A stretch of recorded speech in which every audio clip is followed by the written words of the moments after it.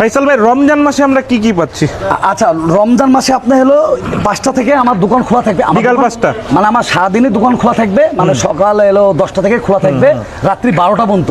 আচ্ছা। কিন্তু ইফতারির ব্যবস্থা হলো 5টা থেকে রাত 12টা পর্যন্ত। মানে ইফতারি গুলো আমাদের এখানে কেউ যদি ব্যবস্থা আছে। চাই ইফতারি হ্যাঁ, করতে সাদা পারবে। পোলাও, হ্যাঁ সাদা পোলাও হবে। সাদা পোলাও হ্যাঁ, করবেন? যদি আচ্ছা। কেউ তেহেরির অর্ডার দেয়, হ্যাঁ। যে কালাভুনার সাথে তেহেরি খাবো কিংবা সাদা পোলাও খাবো, অর্ডার দিলে করে দেবো, সমস্যা নেই। আচ্ছা, পোলাওটা আর তেরিটা কি খালি অর্ডারেই? হ্যাঁ, অর্ডারই হবে। এটা খালি অর্ডারেই হবে? অর্ডারে হবে। অনেকে ভাই আমরা হলো 100 জন আছি, ভাই আমাদের একটা হলো আমাদের অফিসের একটা আচ্ছা, ইচ্ছা আছে। সর্বনিম্ন কতজন অর্ডার দিতে পারবে?